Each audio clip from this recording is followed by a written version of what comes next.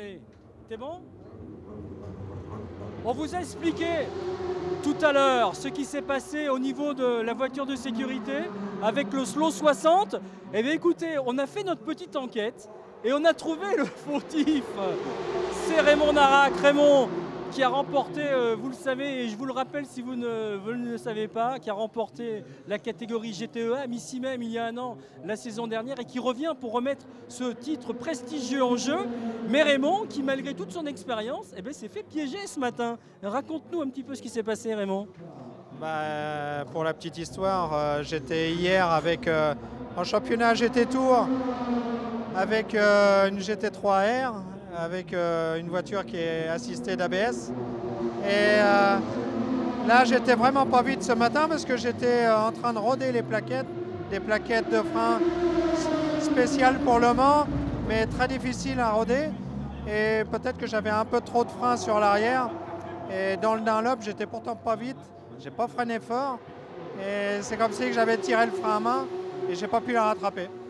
Alors, on le voit hein, sur la voiture, hein, il y a, déjà on travaille sur l'arrière. On a aperçu également quelques-uns de tes mécaniciens qui travaillent également sur l'avant. Donc hop, c'est le côté je touche un petit peu, je touche devant, je touche derrière et je peux rien faire. Tu as été un petit peu passager de ce qui s'est passé. Complètement passager. Ça a été violent, un décrochage que j'ai pas pu gérer. Mais dans mon malheur, j'ai eu beaucoup de chance parce que si j'avais fait ça à la première chicane, ça a tellement été violent, j'ai rien pu faire. Donc, dans notre malheur, on a encore de la chance que ça soit au Dunlop et c'était vraiment pas vite, quoi. Donc, la voiture a pratiquement rien. Elle n'a pas touché au niveau du châssis. Au niveau de la roue arrière, il n'y a rien, pas de touchette. C'est juste de la carrosserie. Donc, ça va repartir. Alors, en quoi ça peut quand même perturber ou pas la séance de travail d'aujourd'hui, cette journée test, très importante hein, pour se remettre justement dans l'ambiance de ce long circuit? Oui, une séance comme ça, c'est très important parce que, qui plus est, nous, on fait d'autres championnats avec d'autres voitures. Et là, je passe d'une voiture avec ABS et là, sans ABS. Donc, il y a vraiment une période d'adaptation. Et cette journée-là, pour nous, est vraiment importante.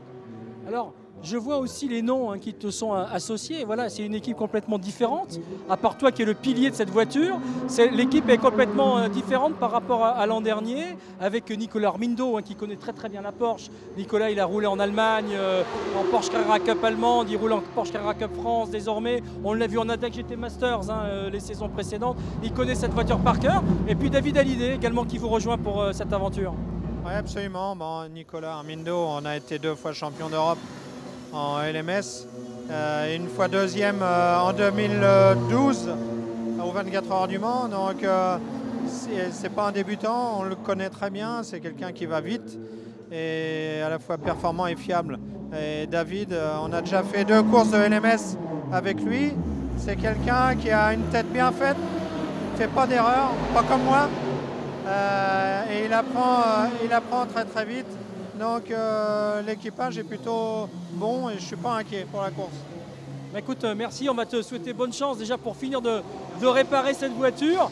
Et puis on aura bien évidemment l'occasion de te retrouver hein, sur la Web TV. On le sait, hein, la Web TV c'est aujourd'hui, ce sont également les vérifications techniques, les essais. Il y a de quoi se revoir hein, Raymond. Okay. Merci en tout cas de l'accueil et bon courage. Avec grand plaisir.